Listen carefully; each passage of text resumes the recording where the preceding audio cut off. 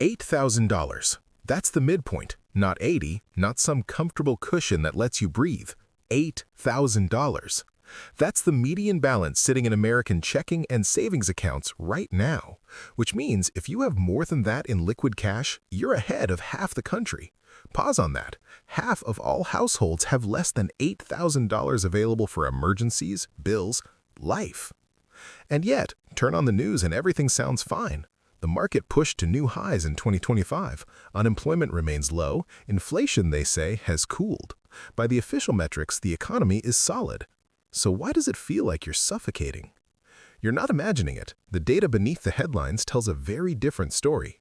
Over the past few months, I've been digging through Federal Reserve releases, consumer finance surveys, and household balance sheet reports. Strip away the spin and the picture that emerges is uncomfortable.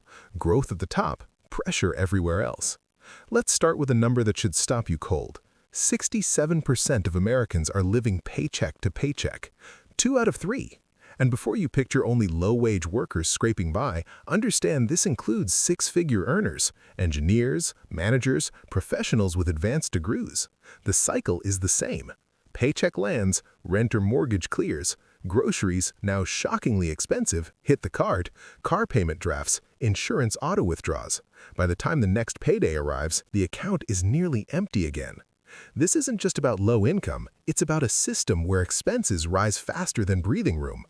It gets worse. Roughly 24% of Americans have zero emergency savings, nothing set aside, no buffer between them and disaster.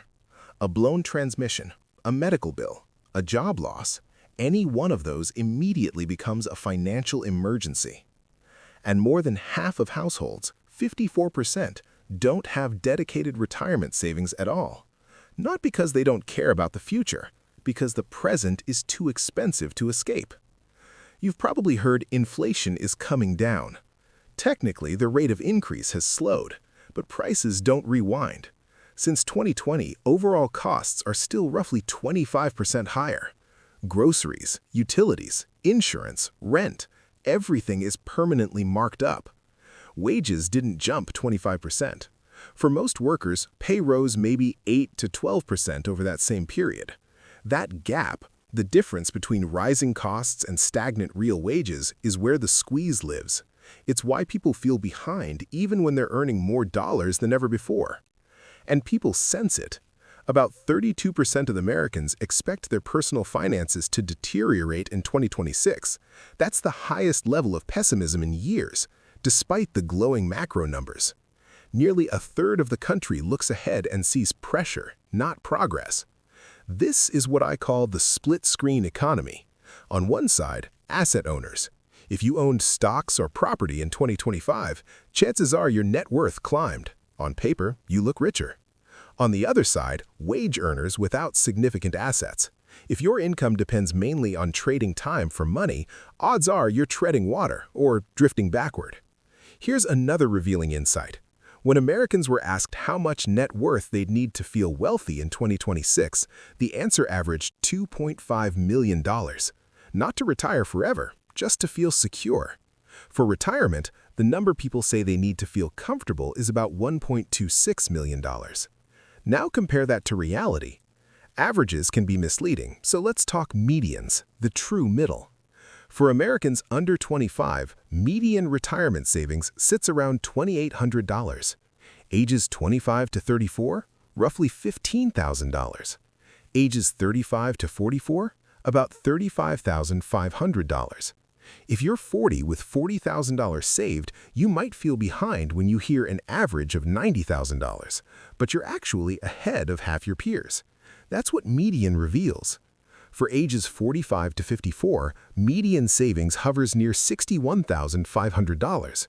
For 55 to 64, about $87,500.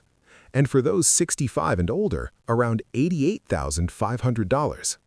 Let's be honest, $88,000 is not a retirement plan.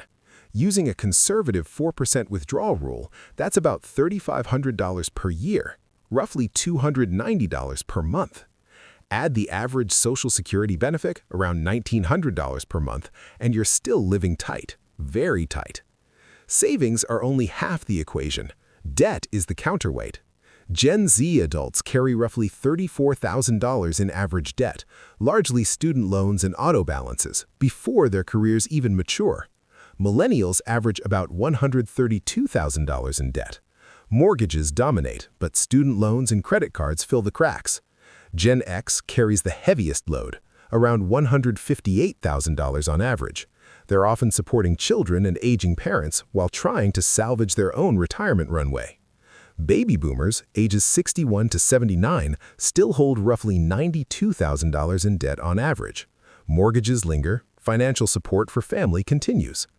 Then there's credit card debt. Among those who carry a balance, the average hovers near $7,000, and 46% of cardholders don't pay their balance in full each month. With interest rates near 20 to 22%, that $7,000 can take nearly 8 years to eliminate if you're making minimum payments. Over that time, thousands go to interest alone. That's not just debt, that's compounding pressure. Now, zoom out. The personal savings rate in America is about 3.5% of income. Historically, it's closer to 8 to 9%. Financial planners often recommend 15 to 20% for long-term stability. 3.5% means for every $100 earned, only $3.50 stays. Why so low? Because people are choosing between building tomorrow and surviving today. Rent surged, groceries jumped, insurance premiums spiked. There's no slack left in the math. Housing amplifies everything. Nearly half of renters reported difficulty paying rent in 2025. The median rent is around $2,000 per month. On a median household income of roughly $75,000, that's over 30% of gross income, before utilities, transportation, childcare. Homeowners face their own trap. If you bought recently, mortgage rates between 6% and 8% mean high monthly payments. If you bought before 2020 at 3%, you're locked in. Selling means financing at double the rate, so you stay put. On paper, homeowners look wealthy. Home values rose, retirement accounts swelled with the market. But equity isn't cash flow. Unrealized gains don't pay electric bills. That's the paradox.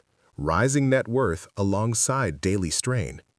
Meanwhile, debt payments quietly devour income.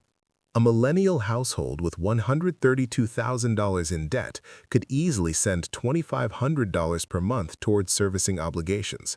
That's $30,000 a year not building wealth, just preventing regression. This isn't about irresponsibility, it's about extraction. Adjusted for inflation, wages have barely moved for decades, but the big-ticket essentials, housing, healthcare, education, childcare, have raced ahead. You can earn more nominal dollars than your parents did and still feel poorer because purchasing power eroded. That's why the strong economy narrative feels disconnected. It can be true at the macro level and false at the personal level at the same time. So where does that leave you? First, stop comparing yourself to averages distorted by outliers. The median tells you the real middle. Second, understand that feeling squeezed isn't a personal failure, it's a structural environment. But here's what remains within your control: the gap between what you earn and what you spend, your margin. Even a small margin matters. That sliver becomes an emergency fund. That fund becomes leverage. Leverage becomes optionality. If you have any savings at all, you're ahead of nearly a quarter of households with zero. If you're reducing debt, slowly, imperfectly, you're moving forward. The landscape is harsh. The system extracts aggressively, but you are not powerless. Track the gap, protect the margin, build it patiently. You're not racing against someone who bought a house in 2012 or invested in the market at exactly the right moment. You're building stability in the environment you actually have. The numbers reveal the pressure. They don't dictate your outcome. And the fight for your own financial footing, quiet, methodical, sometimes frustrating, is still a fight worth winning.